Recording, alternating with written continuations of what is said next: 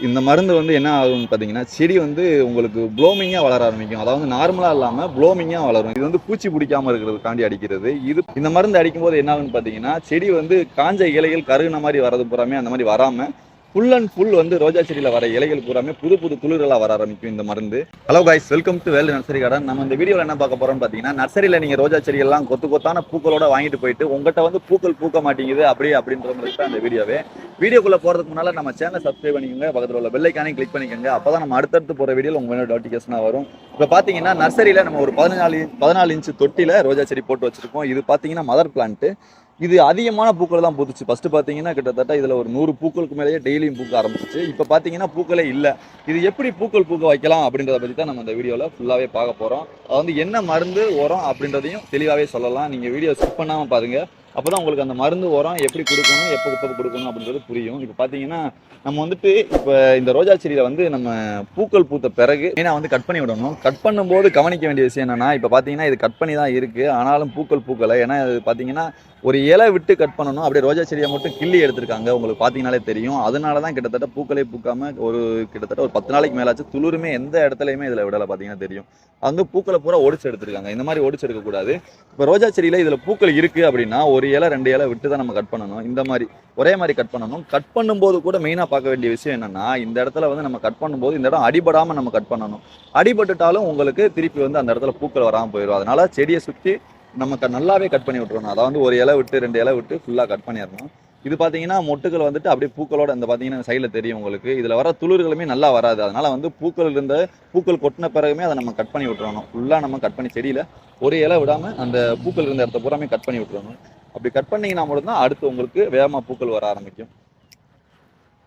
அதை வந்து ஃபுல்லாக கட் பண்ணிடுங்க. ஒரு சில காஞ்ச இலைகள் இருந்தாலும் அதையும் கட் பண்ணி விட்டுருங்க. இதில் காஞ்ச இலைகளே இல்லை, ஆனாலுமே வந்து மருந்து போன வாரம் அடிச்சிருக்கோம். இப்போ ஒரு தடவை தான் மருந்து அடிச்சிருக்கோம். இன்னும் ஒரு தடவை நீங்கள் அடிச்சிங்கன்னா மட்டும்தான் அந்த பூக்கள் வரும். மருந்து காட்டுங்களேன். எக்ஸோடெக்ஸ் இந்த மருந்து வந்து என்ன ஆகும்னு பார்த்தீங்கன்னா, செடி வந்து உங்களுக்கு ப்ளோமிங்காக வளர ஆரம்பிக்கும். அதாவது நார்மலாக இல்லாமல் ப்ளோமிங்காக வளரும் இந்த செடி. இந்த மருந்து அடிக்கும்போது அந்த செடியில் பார்த்தீங்கன்னா இலைகள் பூராமே கருப்பு தன்மையாக வரும். உங்களுக்கு பார்த்தீங்கன்னா கருகருன்னு அந்த மாதிரி வர்றது வந்து இந்த எக்ஸோடெக்ஸ் மருந்து மூலயமா வரும். இது பார்த்தீங்கன்னா மோனோக்ரோட்டோபாஸ். இது வந்து பூச்சி பிடிக்காம இருக்கிறதுக்காண்டி அடிக்கிறது. இது பார்த்தீங்கன்னா இன்டோஃபில்ன்ற மருந்து. அதாவது இது இன்டோஃபில். இந்த மருந்து பார்த்தீங்கன்னா M45 அப்படின்ற பவரில் நீங்கள் வாங்கிக்கிட்டீங்கன்னா உங்களுக்கு வந்து இந்த வெள்ளை வெள்ளையாக இருக்கிறது பூராமே இது இந்த மருந்துனால தான் உங்களுக்கு ரோஜா செடியில் வெள்ளை வெள்ளையாக வரும். இந்த மருந்து அடிக்கும்போது என்ன ஆகுன்னு பார்த்தீங்கன்னா, செடி வந்து காஞ்ச இலைகள் கருகுன மாதிரி வரது பூராமே அந்த மாதிரி வராமல் ஃபுல் அண்ட் ஃபுல் வந்து ரோஜா செடியில் வர இலைகள் பூராமே புது புது துளிர்களாக வர ஆரம்பிக்கும் இந்த மருந்து. இந்த மூணையும் சேர்ந்து நம்ம அடிக்கும்போது தான் உங்களுக்கு ரோஜா செடியில் வந்து புது புது பூக்கள், அதிகமான பூக்களுமே வர ஆரம்பிக்கும். புது புது துளிர்களும் வர ஆரம்பிக்கும். அதாவது கொத்து கொத்தா பூக்கள் வர்றது நர்சரியில் இந்த மருந்து அடிக்கிற ஒரே காரணத்தினால தான் உங்களுக்கு அந்த மாதிரி வர ஆரம்பிக்கும்.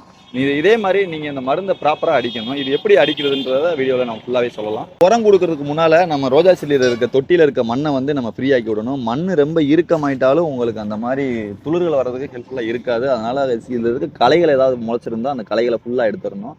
இப்போ களைகளை ஏன் எடுக்கிறோம்னா, களையில் இருக்கிற மண் சத்து, அதாவது மண்ணில் இருக்க சத்தை பூராமே இந்த களைகளை எடுத்துக்கிட்டு களைகள் வளர ஆரம்பிச்சிடும். இந்த ரோஜா செடியில் பூக்கள் பூக்காமே போயிடும். அப்புறம் வந்துட்டு மண்ணை ஃப்ரீ ஆக்கி விடணும். மண்ணை வந்து ரொம்பவே ஃப்ரீயாகி இறுக்கமாக இருக்கிற மண்ணை ஃபுல்லாக ஃப்ரீ ஆக்கி விட்டுறணும். இந்த மெத்தடில் நீங்கள் ஃப்ரீ ஆக்கி விட்டீங்களே போதும். மண்ணை முடிஞ்ச அளவுக்கு நல்லா ஃப்ரீ ஆக்கி விட்டுருங்க. மேலாப்பில் இருக்கிற மண்ணை ஃபுல்லாக ஃப்ரீ ஆக்கி விட்டிங்கன்னா உங்களுக்கு திரும்பி துளிர் வரது ஃபுல்லாக இருக்கும். ஃப்ரீ ஆக்கி விட்டுட்டு என்ன உரம் கொடுக்கலான்னு பார்த்தீங்கன்னா, நீங்கள் வந்து கெமிக்கலாகவும் கொடுக்கலாம். இப்போ நார்மலாக வந்துட்டு கெமிக்கலாக கொடுக்கலாம். அப்படி இல்லைன்னா இயற்கையான முறையில் ஆட்டு சாணம் இந்த மாதிரி தொழு உரம் கொடுக்கலாம். இப்போ நம்ம வந்து இந்த ரோஜா செடிக்கு வந்து கெமிக்கலாக தான் கொடுக்க போகிறோம். இப்போ பார்த்தீங்கன்னா இது பெரிய செடின்றனால இந்த அளவு நம்ம கொடுக்க போகிறோம். இந்த அளவு எப்படி கொடுக்கலாம் அப்படின்றத பார்த்தீங்கன்னா, செடியை சுற்றி போடணும். அதாவது செடி ஒரே இடத்துல போட்டுறாங்க, செடியை சுற்றி. அதாவது இதில் பார்த்தீங்கன்னா கிட்டத்தட்ட ஒரு 10 கிராம் அளவுக்கு தான் இந்த உரம் விழுகணும். அந்த அளவுக்கு நீங்கள் போட்டுக்கிறணும். நிறைய போட்டுட்டிங்கனாலும் ரோஜா செடி காய ஆரம்பிச்சிடும். அதனால் முடிஞ்ச அளவுக்கு எவ்வளோ பெரிய செடின்றதை பார்த்து தான் நம்ம உரம் போடணும். அதாவது செடிக்கு இவ்வளவுன்றத கணக்கு நம்ம சொல்ல முடியாது. ஏன்னு பார்த்தீங்கன்னா, நீங்கள் வச்சிருக்க செடியோட உயரத்துக்கு தகுந்த மாதிரி, செடியினுடைய அளவுக்கு தகுந்த மாதிரி தான் உரம் வந்து கண்டிப்பாக வரும். அதனால வந்து உரம் பார்த்தீங்கன்னா உங்கள் செடிக்கு தகுந்த அளவு நீங்கள் போட்டுக்கோங்க. அதாவது ஒரு சின்ன செடி, ரொம்ப ஒரு சின்ன செடினா ஒரு 5 கிராம்லேருந்து ஒரு 10 கிராம் அளவுக்கு போட்டுக்கோங்க. பெரிய செடியாக இருந்துச்சுன்னா இந்த மாதிரி இப்போ ஒரு 5 கிராம் அளவுக்கு கூட வரும் இந்த உரம். இந்த அளவுக்கு போட்டுக்கோங்க. போட்டுட்டு நல்லா கிண்டி விட்டுருங்க அந்த உரத்தை மிக்ஸ் பண்ணுற மாதிரி. வந்து ஃபுல்லாக திருப்பி உரம் போட்டது வந்து மண்ணோட மிக்ஸ் ஆகிற அளவுக்கு திருப்பி கையிலே கூட கிண்டி விட்டுருங்க. இந்த மாதிரி கிண்டி விட்டீங்கன்னா உங்களோட மண்ணோட நல்லா அந்த உரம் மிக்ஸ் ஆயிரும்.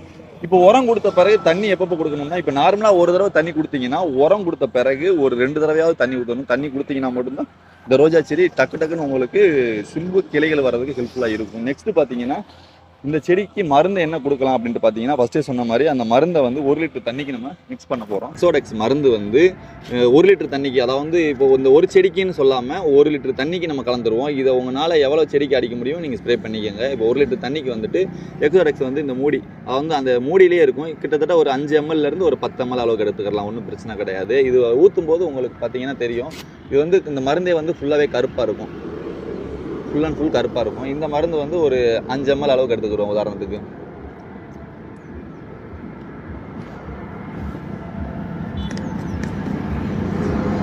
நெக்ஸ்ட் பார்த்தீங்கன்னா மோனோக்ரோட்டோபஸ். இது வந்து பூச்சி வருது, அந்த சீக்கடிக்குது அப்படின்ற மாதிரி இருக்குல்ல, அதாவது சொரியாக அந்த இலைகள்லாம் வருது பார்த்தீங்களா, அதெல்லாம் இந்த மருந்து அடிக்கும்போது கண்டிப்பாக மாறிடும். அதனால் வந்துட்டு இந்த மோனோக்ரோட்டோபஸும் இதுவும் ஒரு 5 ml எடுத்துக்கலாம். இதுவுமே வந்துட்டு உங்களுக்கு அந்த பூச்சி பிடிக்கிறது, செடி வந்து ஒரு மாதிரி சொரட்டை அடிக்கிறதுக்கு ஆண்டி இந்த மருந்து அடிக்கும்போது வந்து அந்த மாதிரி விஷயங்கள்லாம் இருக்காது. இதுவும் 5 ml எடுத்துக்கலாம். இது வந்து 1 லிட்டர் தண்ணிக்கு.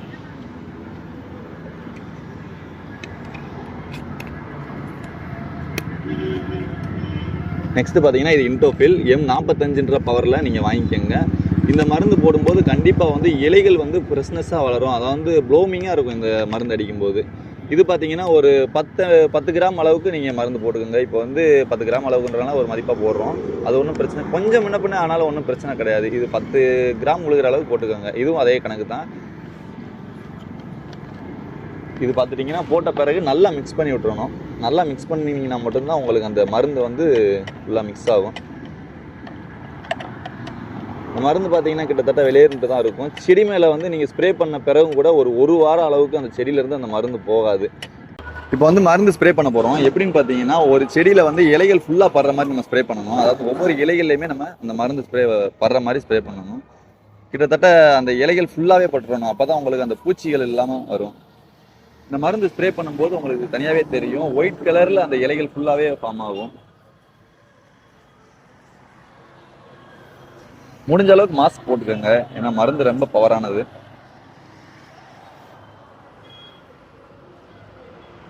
இதெல்லாம் செஞ்சு முடிச்ச பிறகு அப்படியே வச்சு தண்ணி ஊற்றுனீங்கன்னா கண்டிப்பாக வந்து பூக்கள் பூக்காம தான் இருக்கும். அதாவது முடிஞ்ச அளவுக்கு 6 ஹவராவது வெயில் படுற மாதிரி இடத்துலையும் வச்சுக்கிறணும். அதுவும் மெயினான விஷயம். வெயில் பட்டா மட்டும்தான் உங்களுக்கு ரோஜா செடியில் பூக்களே வர ஆரம்பிக்கும்.